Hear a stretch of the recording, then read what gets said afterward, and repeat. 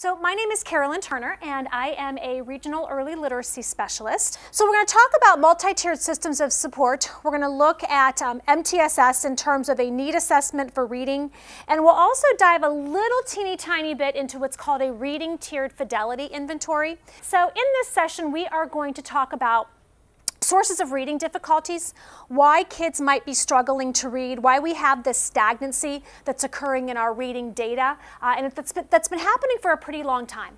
And it's not just an Ohio thing. This is happening all over the country. Our reading scores are pretty much stagnant. They're not going anywhere. And there's some possible root causes of that. We're going to explore those just a little bit, and then we'll dig down about how systemically, as a system, we can put some systems and practices in place to try and help those, to help that along. We're going to take a look at some data, some systems, some practices, some procedures, some programs that might be of use to you as you go back into your districts and think about how this might look in your schools and your districts.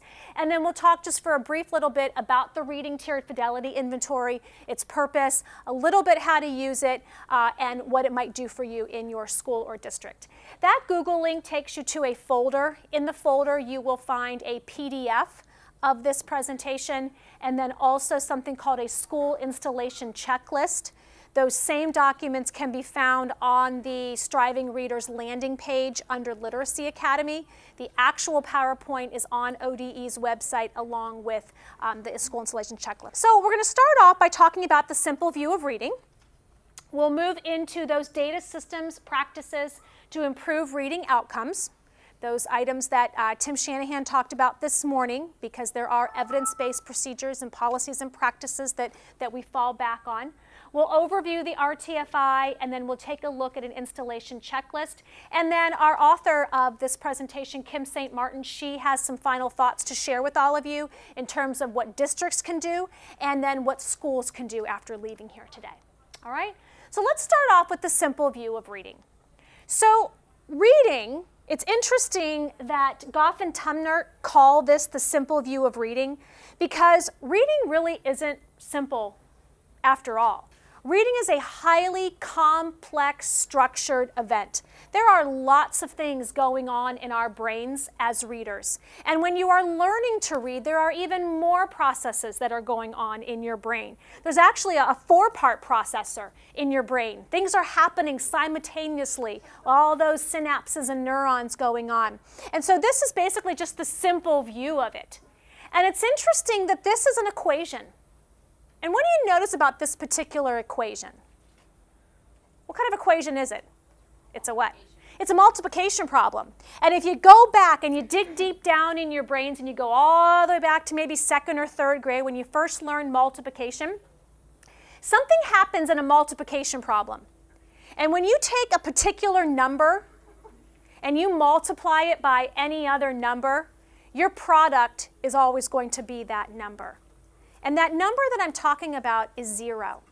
So if we look at this simple view of reading in terms of a multiplication problem, we have decoding times language comprehension equals reading comprehension.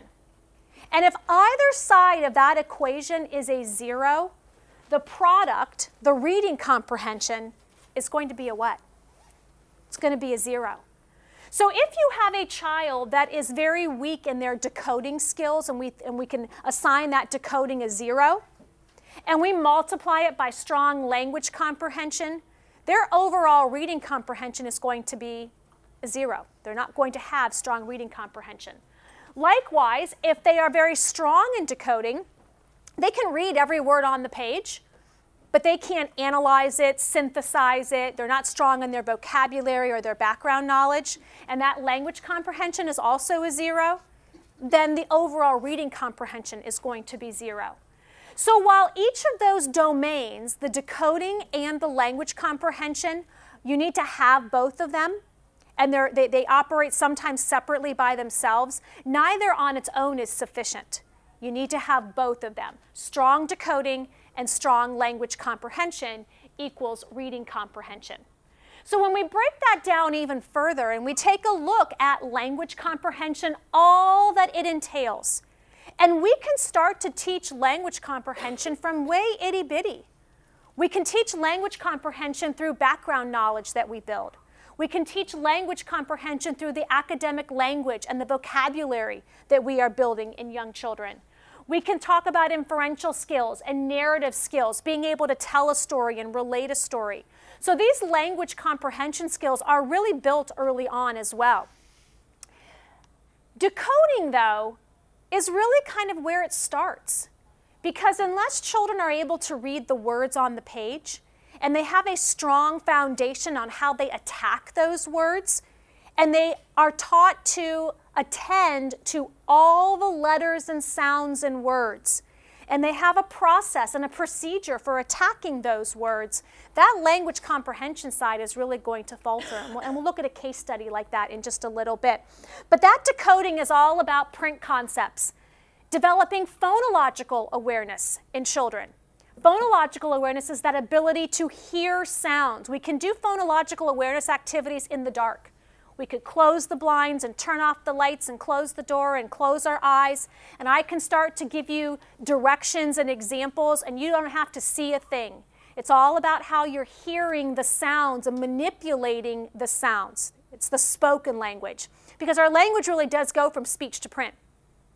Print is really a relatively late occurrence in the documentation of history. We've always had speech.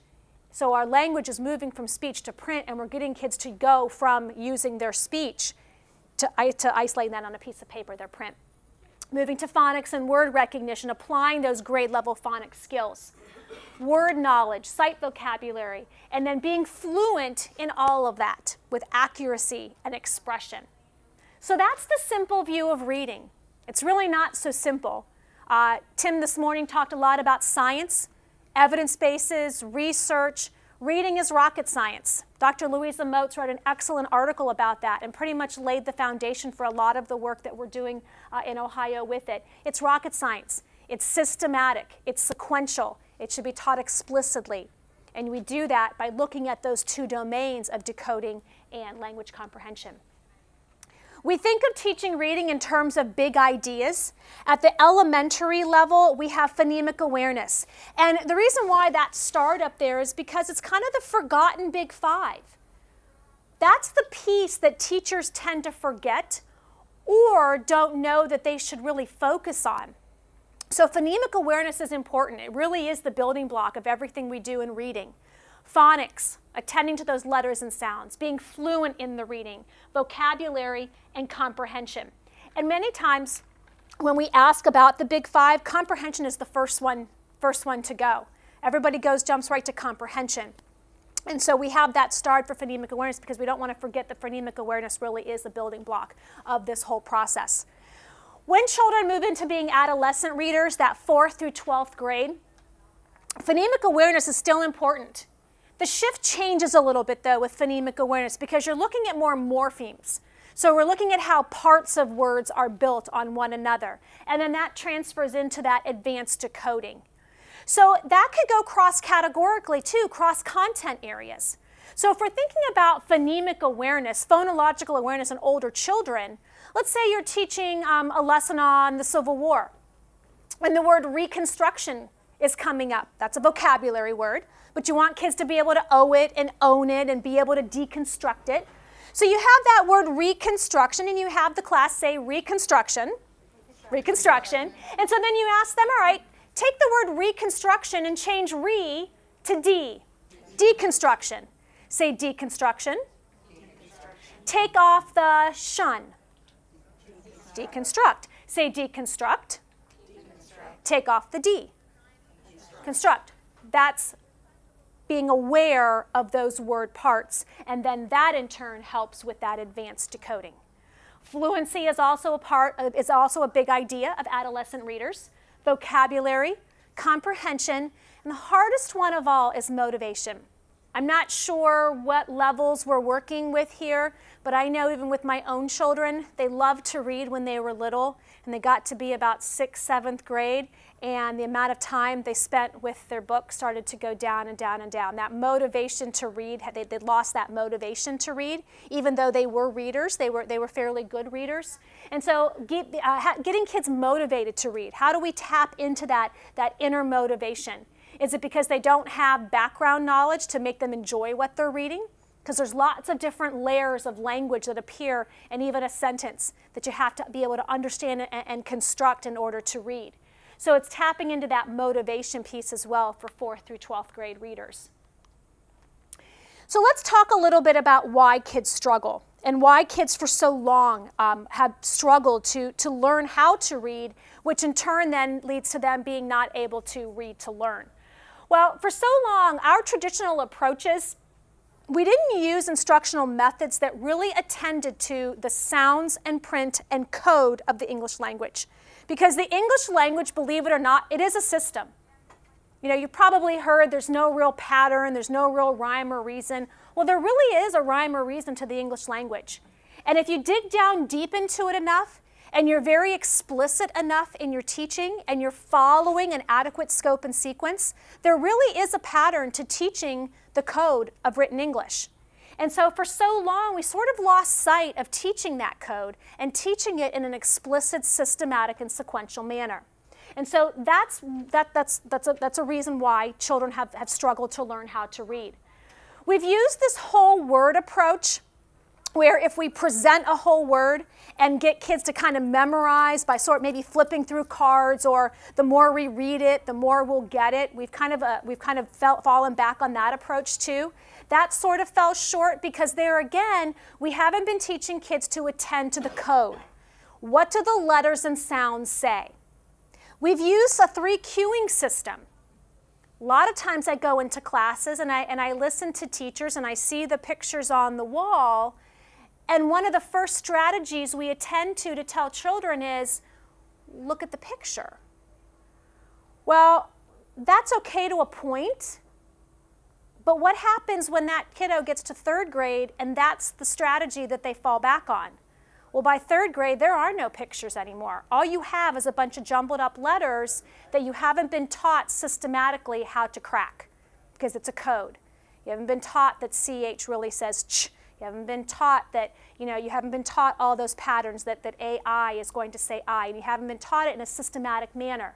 And so when we fall back on those 3 cueing systems, children don't have adequate strategies to attend to the print in front of them. So that 3 cueing system, or by looking at the visual representation of a word. Maybe if a word is supposed to go like this, you can determine that maybe that's an L or a D, but it's not always an L or a D in the middle there. And so you're looking at the visual representation instead of the actual letter and the sound and the pattern that those letters make. So then instructionally, we have not been attending to the task of teaching kids to crack the code of print. So this is actually, David Kilpatrick talks quite a bit about assessing, preventing, and overcoming reading difficulties. This is just one of his books, and I'll start to pass that around.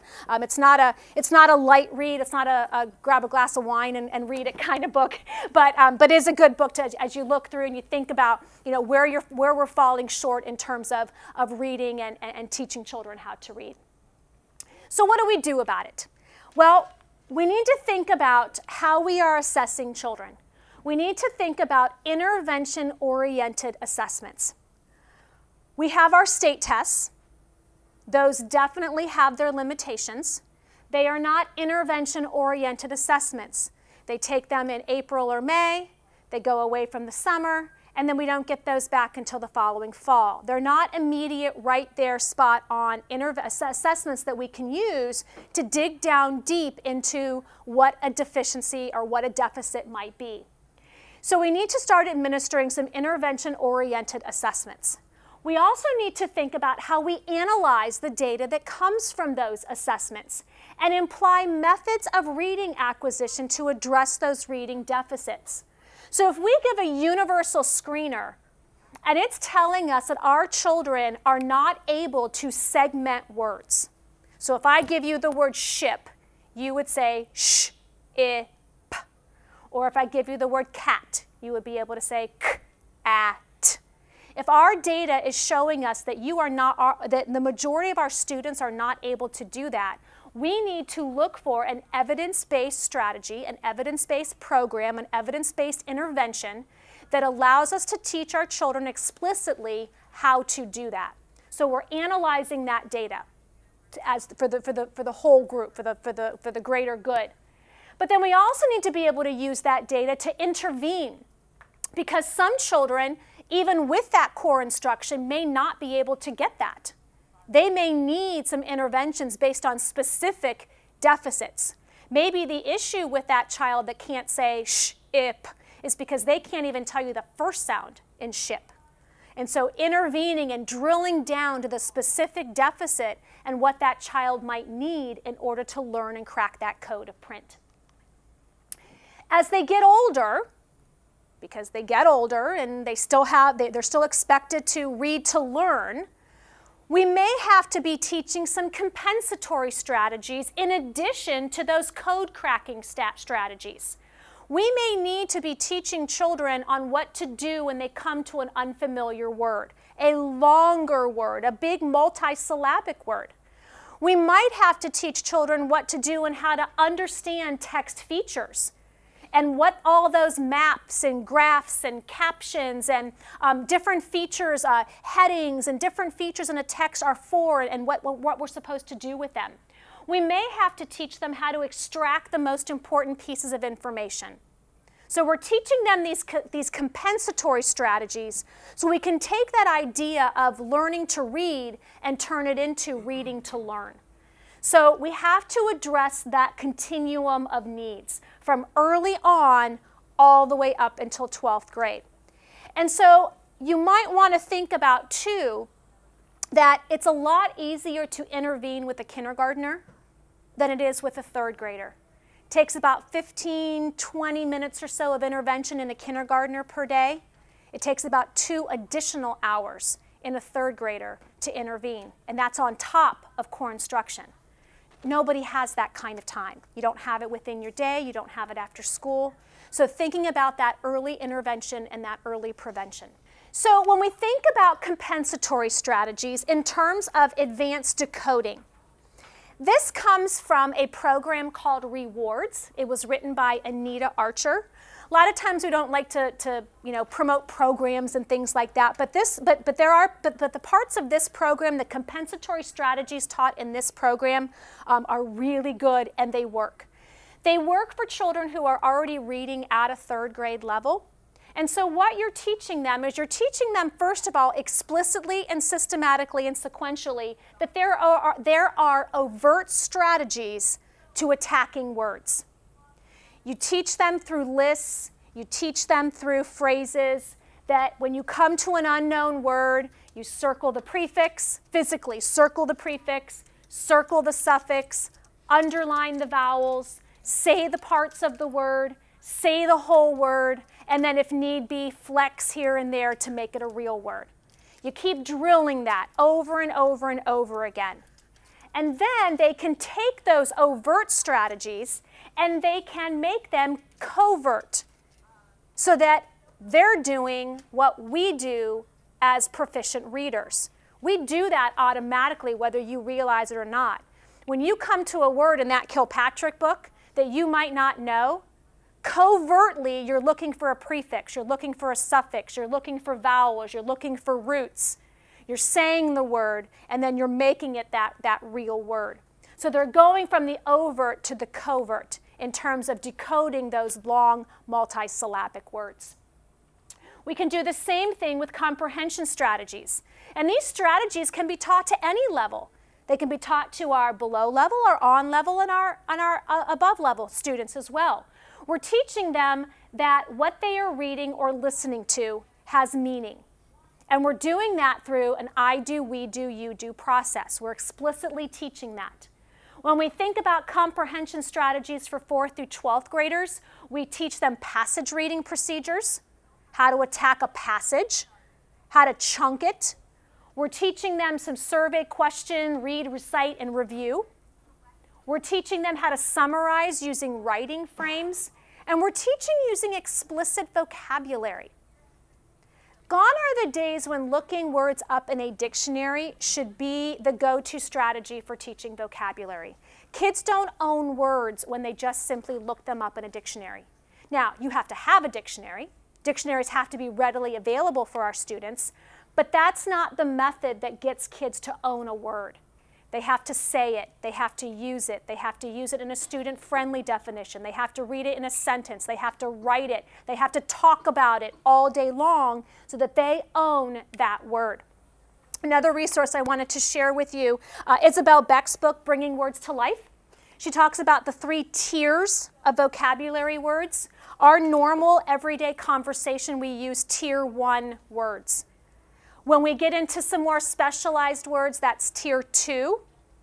Those are the words that should be explicitly taught. Those are the words that kiddos are coming across in their reading.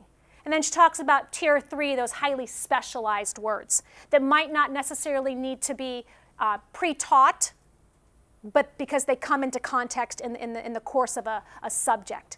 But Isabel Beck's book is a great resource in terms of what to teach and how to select the vocabulary to teach. When we talk about explicit instruction, we have Anita Archer, explicit instruction. She also has videos to watch as well, but explicit instruction, that I do, we do, you do method. Explicit instruction doesn't mean that the teacher just standing up and talking the whole time. Explicit instruction is a highly interactive process where the teacher is modeling, students are doing it together, and then students are practicing on their own. So when we think back to those 2 domains of reading, we have word decoding and we have language comprehension. Here we have Kylie. Kylie's probably 5th grade, 6th grade, and she can't read multisyllabic words. So we're going to read this passage out loud together, and every time you see a blank, we're going to say blank. Okay? When blank from blank arrived in blank in 1500, as many as 5 blank blank blank lived there. During the 1500s, the blank blank large sugar cane blank in blank blank. At first they blank blank blank to work on the blank. Soon, however, many blank blank died of blank. The blank blank then turned to blank for blank. Blank blank brought over more blank blank than any other north or south blank blank. So that's Kylie. You may have a few of her running around your schools and your district.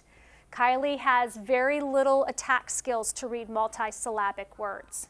So which of the 2 domains, word decoding or language comprehension, would need immediate attention, immediate intervention with Kylie? She needs some word decoding. She needs some strategies for attacking multisyllabic words. Pictures are gone. Her history textbook doesn't have them anymore. So she has to now use strategies that she was never taught in the first place. So we have to teach her how to read multisyllabic words. We may even have to take it back further and talk about some vowel teams, go back even further than that. She may not even know long vowels, short vowels. So we really have to really dig down deep into where her issues even start. Sitting right next to Kylie, though, we have Sean. And Sean can accurately read the passage. So let's read the passage from Sean's point of view. When explorers from Portugal arrived in Brazil in 1500, as many as 5 million Native Americans lived there. During the 1500s, the Portuguese established large sugarcane plantations in northeastern Brazil. At first, they enslaved Native Americans to work on the plantations. Soon, however, many Native Americans died of disease. The plantation owners then turned to Africa for labor. Eventually, Brazil brought over more enslaved Africans than any other North or South American country. So Sean gets a great score on his words correct per minute. He gets a great score on his accuracy. When he's asked, though, to discuss the events leading up to why the Portuguese needed to enslave Africans, his answer was simply because they needed people to work on the plantations. So which reading domain likely needs his attention? Decoding or language comprehension? Yeah, he needs to be able to expand more. He needs to be able to really hone in on key details and be able to summarize in text. So we've got two students, same passage, very different difficulties in their reading. Neither one has adequate reading comprehension. All right, so what do we do about that? We have to have some systems, some practices. We have to use data in order to improve outcomes, okay? Kylie and Sean are running around all our schools. We have them everywhere, sitting next to each other in all of our classrooms. So we have to set up some systems in order to make sure that Sean and Kylie don't keep slipping through the cracks.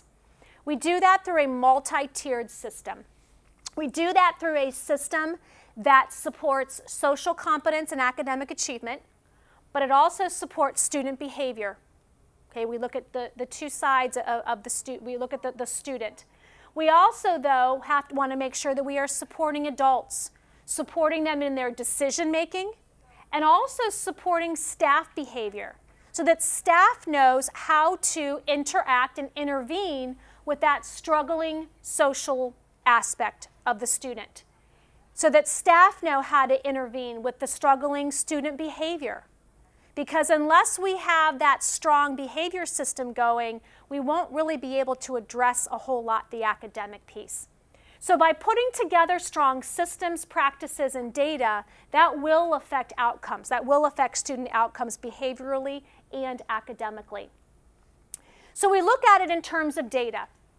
We have to have those assessment measures, those universal screeners that allow us to dig into root causes of student behaviors. One of the sections on your plans is going to be a root cause analysis. Part of the section is analyzing student data. And so we have to be able to look at that student data and learn what it's telling us. We have to analyze it. Okay, we're really good at giving assessments and a lot of times analyzing them too.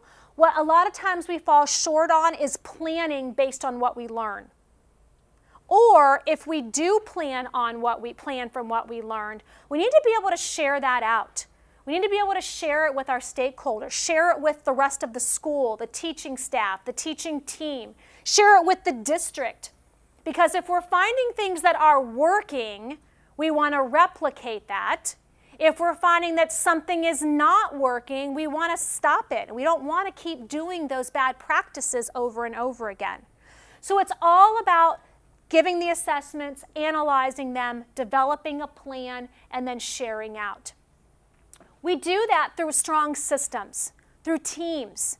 If you're in a district or a school that is part of the Ohio improvement process, you're very used to using teacher-based teams, building leadership teams, and district leadership teams to analyze data. Your process, our process, is the 5-step process. We have a set of data. We look for strengths and weaknesses. We create a plan going forward. We make sure that there's fidelity of implementation. And then we give that time to run its course, and then we come back and we post-assess to make sure that what we did was working. So we have those processes and procedures in place. We just need to get better at using them and analyzing the right kinds of data. When we talk about our systems, we need to make sure that our practices, our strategies, programs, and practices that are all evidence-based, and making sure that we use those evidence-based practices in our teaching and in our learning. So we're looking at, as we create this definition of MTSS, we want to make sure that we are combining high levels of academic and social achievement, because they both really go hand in hand. Without the PBIS side, without the social side, you're going to have a very hard time with the academic side of it. So we're combining components of both sides. We're providing students who are not benefiting from the general curriculum with targeted small group interventions, because you have students who are not benefiting from that general curriculum. However, we need to think about how we are addressing that continuum of needs. And so in some of the places that I work with and the teachers that I talk to, we work a lot with intervention specialists and title teachers. That responsibility should not fall directly on them. We're looking at what's happening in core instruction and working with those targeted small group interventions as much as we can in that general curriculum state. Intensive interventions are individually developed for students with significant challenges. Interventions are determined based on the results from careful assessment of the student's need. This bullet point brings to mind our RIMPs and making sure that we are tailoring and targeting targeted interventions based on need. Many times when we work with schools and classrooms, we have cut and pasted our RIMPs. Every child in 3rd grade, their RIMP says exactly the same thing. Well, every child in 3rd grade does not have a decoding issue. Every child doesn't have a language comprehension issue.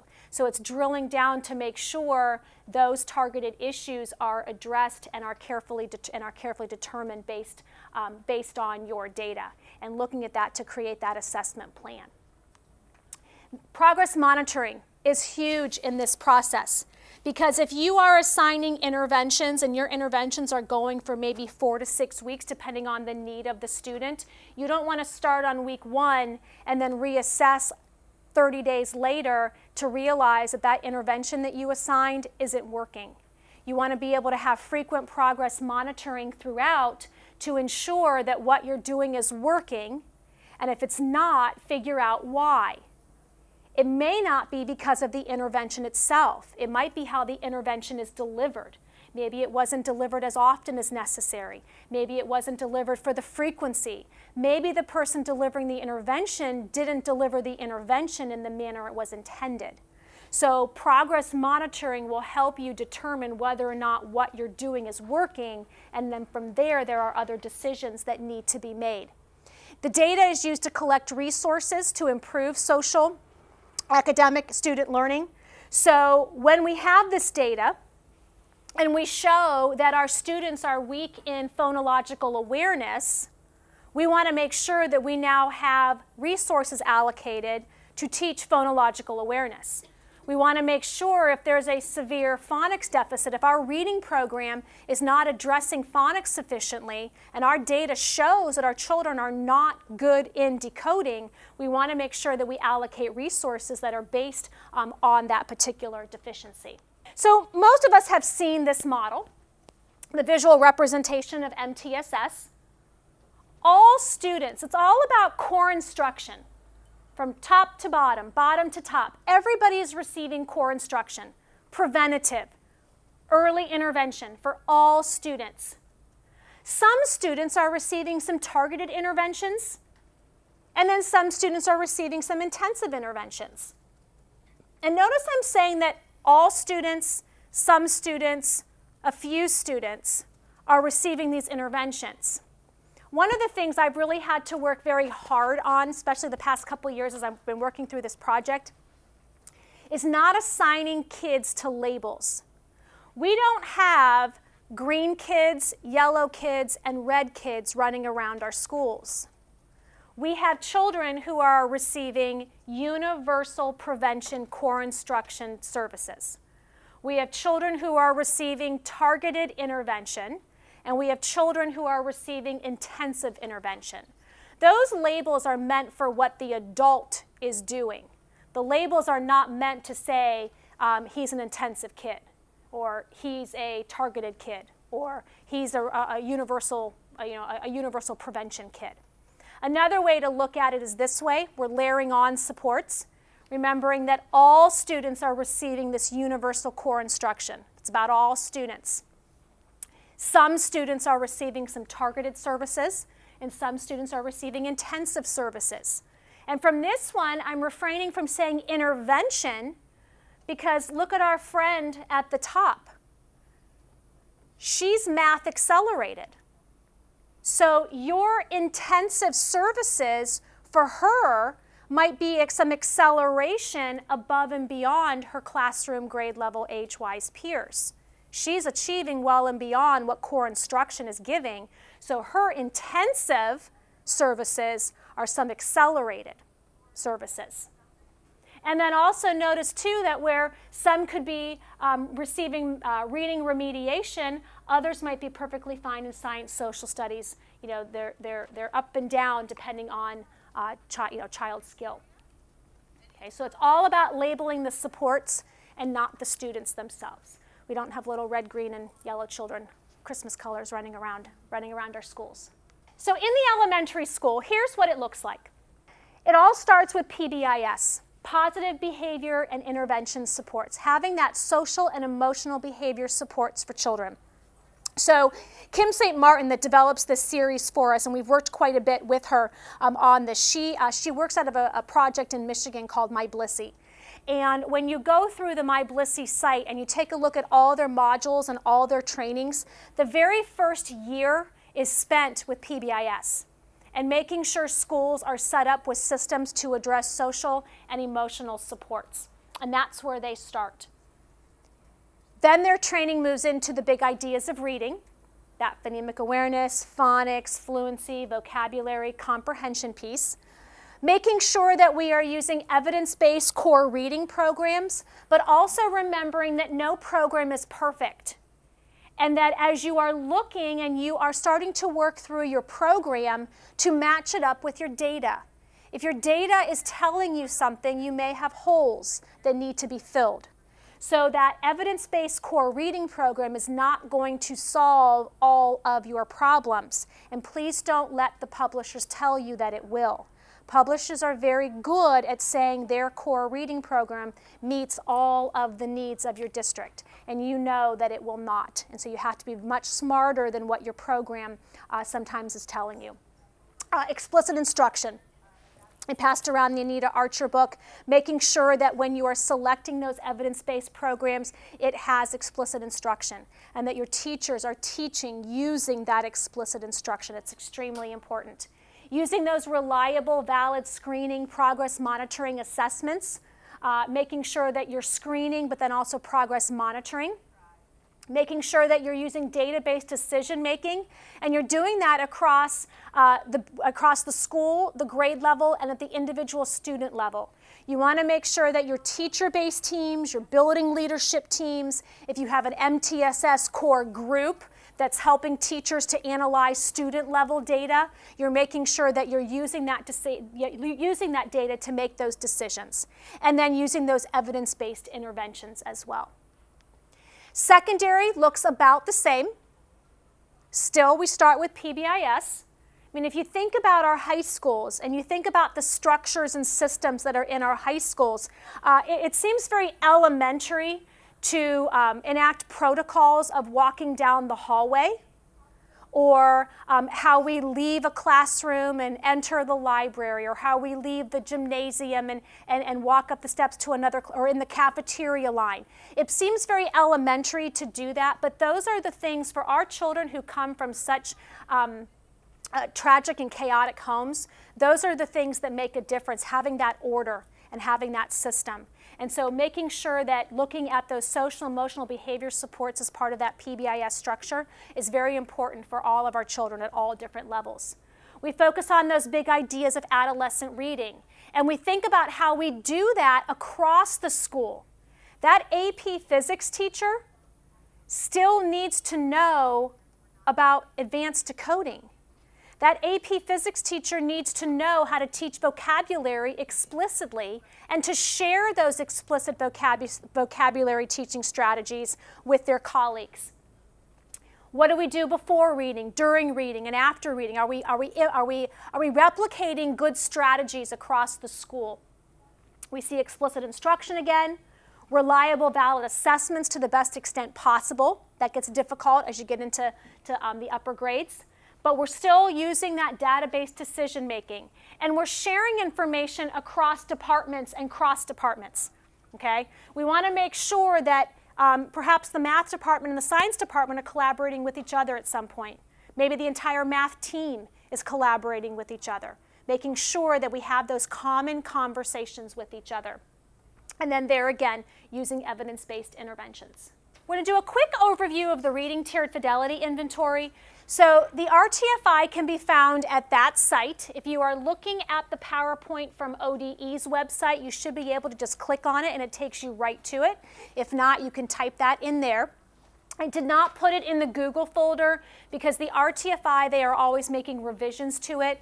And so in order to make sure I always have the correct version, I just have that linked on my computer, and that's what I go to. They make just slight revisions in language and numbering and things like that, so I always like to have the most up-to-date copy of it. But that can be found there. There are also, in that, that landing page, you will find a fidelity inventory for PBIS as well. All right. So basically, the premise behind the Reading Tiered Fidelity Inventory is that in order to improve reading outcomes, we have to have multi-tiered systems of support. We have to have scientifically based reading research. We have to integrate reading and behavior supports. And to improve student outcomes, the emphasis needs to be on merging those data, those systems, and those practices. I'm also going to send around the Kent McIntosh and Steve Goodman book. It's actually called Integrating Multi-Tiered Systems of Support, Blending RTI and PBIS. I really like this book. It has lots of graphs and charts in it that you can use and photocopy, and it's not too technical of reading, so it's a good one to get a good idea about merging these systems. The purpose of the R-TFI then is to provide building leadership teams with a tool to assess how you are implementing reading components in an MTSS model. So it's all about how you are implementing, how you are using the systems that you have in place. And then we're looking at a model for elementary and a model for secondary. In the elementary reading model, we're looking at a continuum of services across the entire student body. We're looking at all students and their needs. We're focusing on evidence-based practices focused on the big ideas of reading that are designed to improve reading outcomes for all children. Keeping in mind, too, that those big ideas, the emphasis changes over time. And what we emphasize in one grade level is not what necessarily is emphasized in another level. It doesn't mean it isn't taught. It doesn't mean it isn't used. But we are changing that emphasis over time because literacy is not balanced. There's a change in the shift of the big ideas. So in a kindergarten classroom, your emphasis is very heavy on phonological, phonemic awareness, and moving into some phonics. In a 5th grade classroom, you are still working with phonological awareness, phonemic awareness, and phonics, but the emphasis isn't on those areas. The emphasis would be on the reading to learn, the comprehension, the vocabulary, and the fluency. Doesn't mean you're not addressing those other issues. So there's a changing emphasis. So we want to make sure that we put our emphasis on where it belongs. And then data use and analysis. And then at the secondary level, we have those same systems and structures, except we're looking at content area. How are our content area teachers teaching reading? Everybody is a reading teacher. How are we developing these skills across content? And we're looking at those evidence-based practices that improve reading outcomes that are involved in that core subject area. The R-TFI for elementary has 3 domains. What's happening in Tier 1? What are your core systems looking like? What's happening in Tier 2? And then Tier 3 as well. And for each domain, there are 4 sub-skills. What do your teams look like? How are you implementing? What resources have you allocated? And how are you evaluating whether your programs, policies, and procedures are working? It's really a roadmap. Okay? You're not going to jump from Tier 1 all the way to Tier 3. You really want to get those base structures in place solid first. One of the first sections on the R-TFI talks about teaming. In fact, the very first question is, do you have a building leadership team? Do you have a school leadership team? And does that school leadership team do this, this, and this?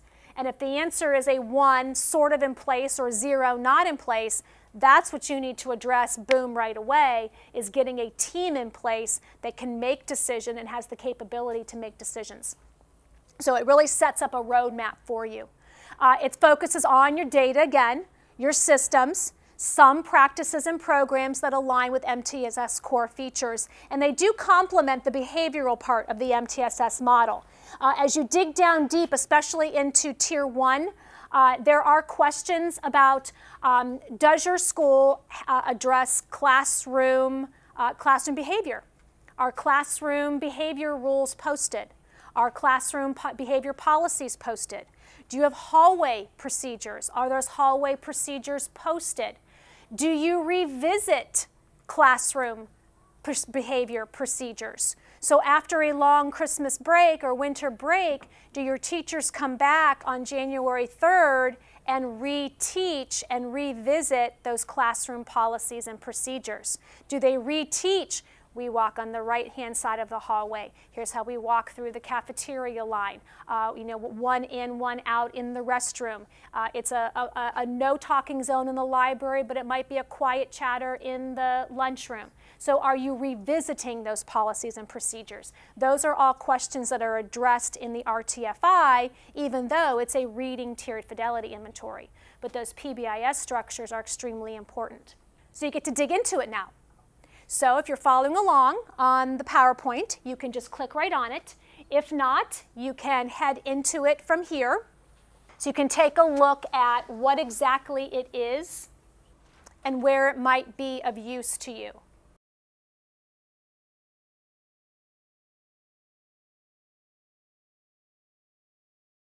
Okay, so the last thing we're going to take a look at as we wind up for this afternoon is the school installation checklist.